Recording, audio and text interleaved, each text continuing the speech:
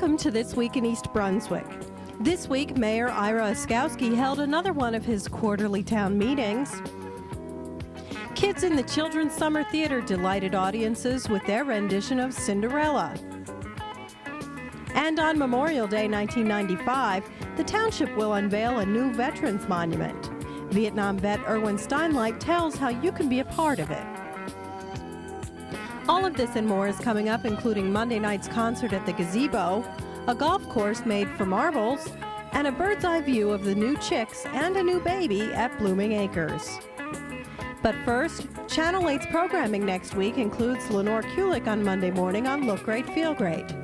Lenore teaches you how to keep tight at 10 a.m. At 10:30, join children's librarian Lucretia Lipper for stories about friends and friendship on Stories from the Library. Information about treating cats and dogs is featured as Township Zoning Officer Joan Farrell travels to veterinarian Howard Baker's office on EB 18. That's at 7 o'clock on Tuesday night. At 7:30, find out what collector Frank Palma treasures in his collection of Brooklyn Dodgers memorabilia. That's on Sports Talk.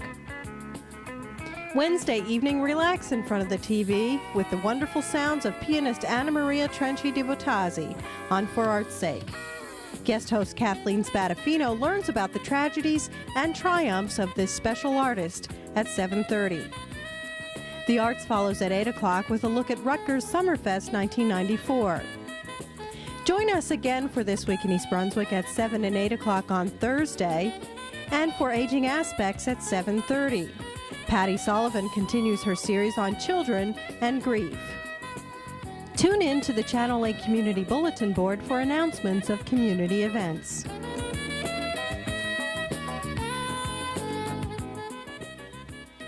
So please get out, let's have a frank discussion about some of the issues affecting our township. On Monday evening, Mayor Ira Oskowski sponsored another of his quarterly town meetings. About 30 residents and concerned citizens attended the meeting and posed many different questions for the mayor.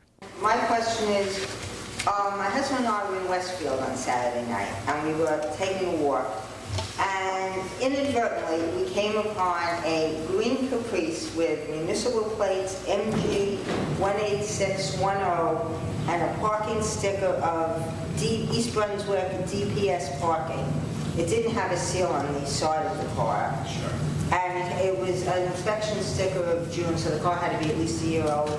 And I'd like to know why this car was parked in Westfield on Saturday night at 8 o'clock on the main street in front of 113 Central Avenue. Okay, I'm not sure whose car that is, but I would imagine it's probably the township administrator's car. Why is it in Westfield on the street? Well, I'm not sure, exactly where it was, but I can tell you he lives in Westfield. That's number one. It was in the residential area. Right, and I totally understand that. The second thing is the only contractual obligation that we have in the township, and this has gone for many, many years, for private use of the car is through the administrator. He is not just responsible for using it, just one second. He's not just responsible for using it for business purposes, but we also want him to have it when he's doing anything at all in case he has to come back to East Brunswick.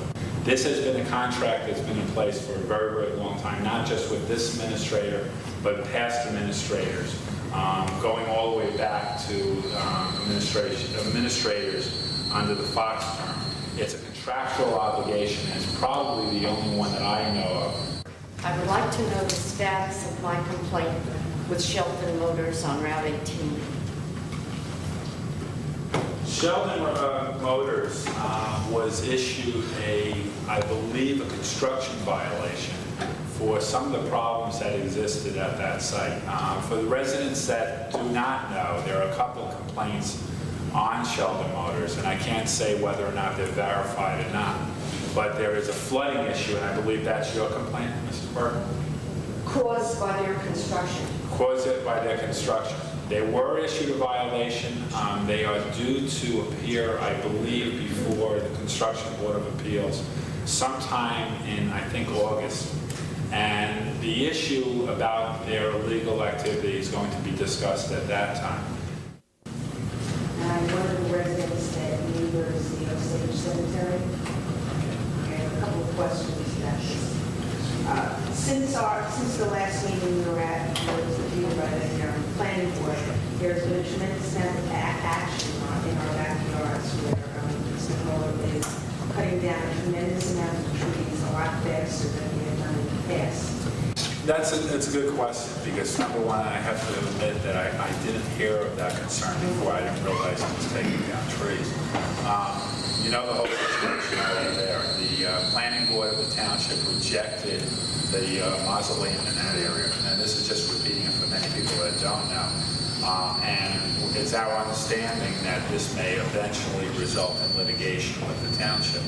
I also remember that it was almost a unanimous vote. So it was a unanimous vote by the planning board, and the planning board felt strongly that there should not be a mausoleum built. People must also understand that there was a prior approval going back to the early 50s, if I remember right, that gave him the right to use that site as a cemetery or expand the site as a cemetery. Does that make it right? No, it doesn't. And that's one of the things that I'm going to have to check in tomorrow morning, is to find out why he's taking down trees and whether or not he has a right to take down trees and move it closer to your home. If you'd like more information about the Mayor's Town meetings, or if you have a question or concern you'd like to express to Mayor Ira Skowski, you can phone his office at 390-6810.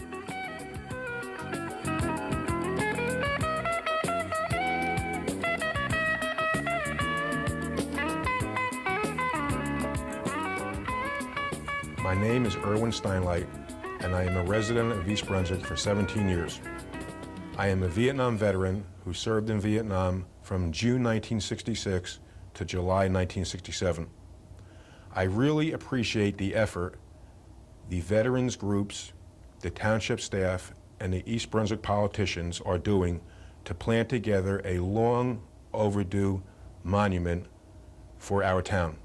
This memorial will pay tribute to the men and women who served our country both wartime and peacetime. It will feature our American flag waving with 6 branches: Army, Navy, Marines, Air Force, Coast Guard, and Merchant Marines.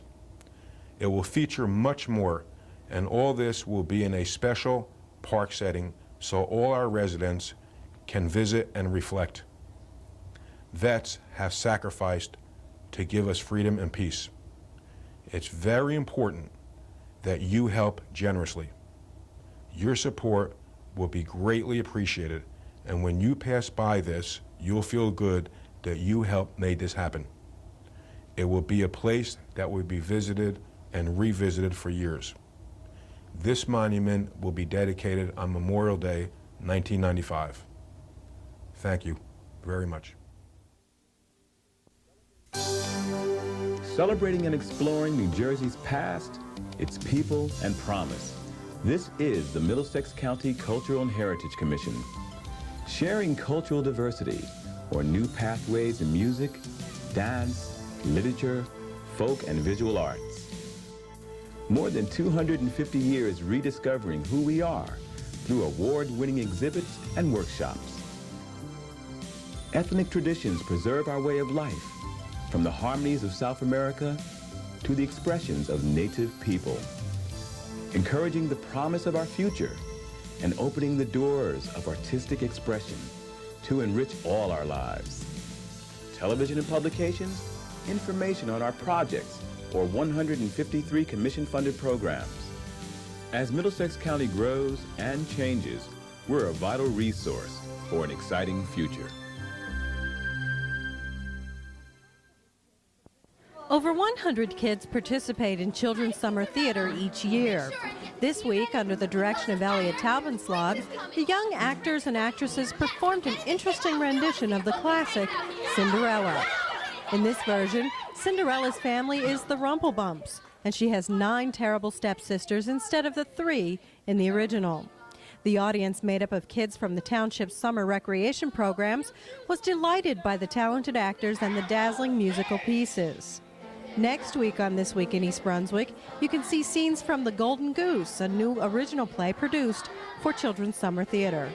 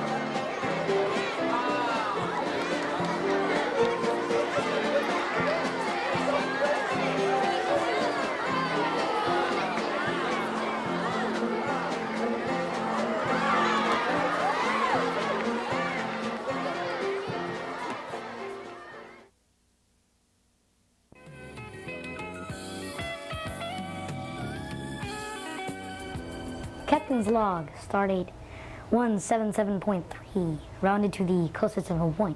We've traveled back in time to save the human species from total annihilation. So far, no signs of human fatigue. But I'm going to find out what causes lung cancer and how it's made.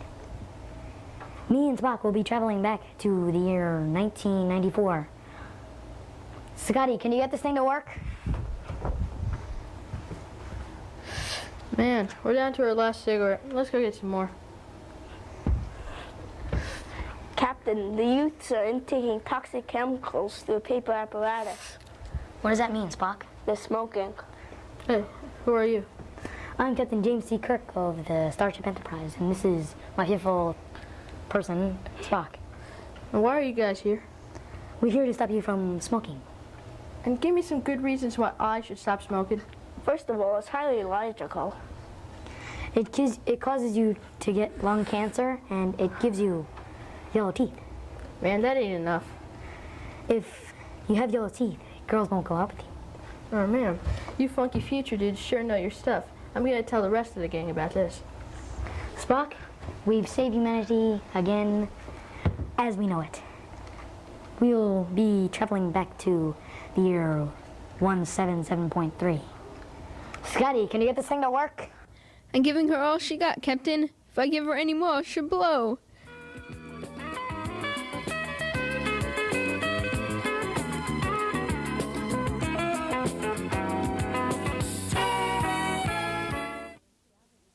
A crowd of residents gathered again on Monday night at the Municipal Gazebo for the second in 4 of the Recreation Department's summer concert series. Under cloudy, threatening skies, the group returned to the source, performed spirituals, gospel, blues, and jazz tunes. We got major blues singers, now we're gonna make it jazz singers. Do-wop, do-wop, do-wop, do-wop, do-wop, do-wop, do-wop. We're gonna say it don't mean a thing if it ain't got that swing. What are you gonna say? Do-wop, do-wop, do-wop, do-wop, do-wop. All right, let's do it. It don't mean a thing if it ain't got that swing. Do-wop, do-wop, do-wop, do-wop, do-wop, do-wop, do-wop, do-wop, do-wop. It don't mean a thing. All you got to do is sing. Do-wop, do-wop, do-wop, do-wop, do-wop, do-wop, do-wop, do-wop, do-wop. But makes no difference, sweetheart. Just give that rhythm everything you got. And it means a lot. But it don't mean a thing if it ain't got that swing. Your part is do-wop, do-wop, do-wop, do-wop, do-wop, do-wop, do-wop, do-wop. Hey, sweet, stop that shit. Do-wop, do-wop, do-wop, do-wop, do-wop, do-wop.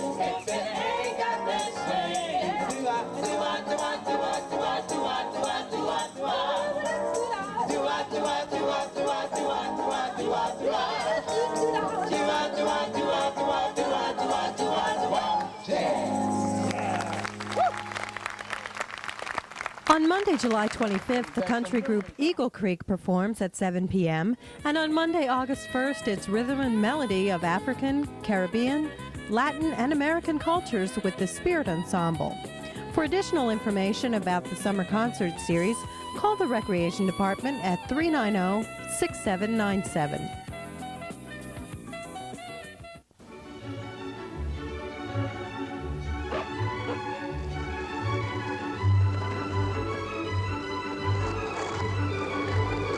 Statistics show that 40% of all kids who smoke marijuana live in the city. Guess where the other 60% live? Call for a free parent's guide to drug prevention. 1-800-624-0100.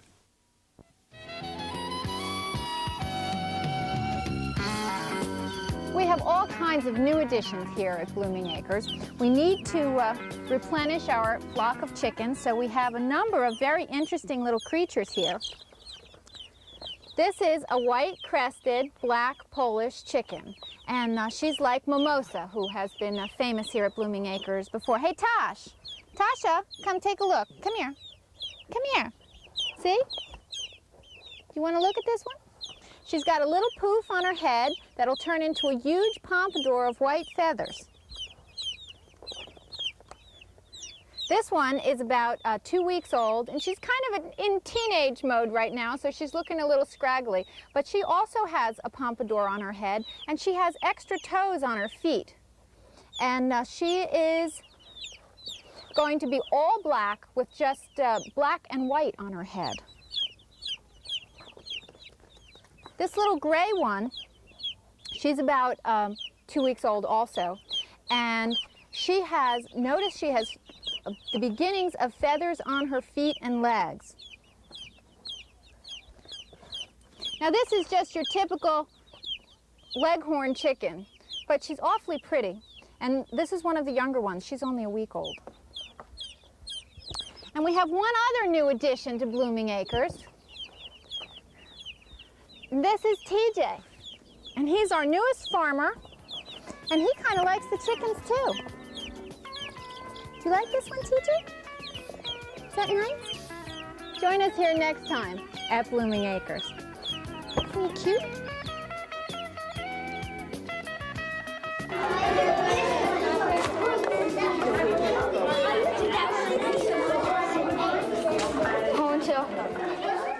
At the library, Teen Library Connection volunteers help all library departments with special projects. This week, the teenagers created a golf course on which players use marbles instead of golf balls and their hands instead of clubs.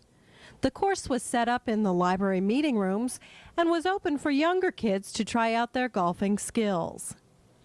The Teen Library Connection is a special summer program offered by the Youth Services Department and available to 13, 14, and 15-year-olds. For information about next year's TLC program, call the Youth Services Department at 390-6789.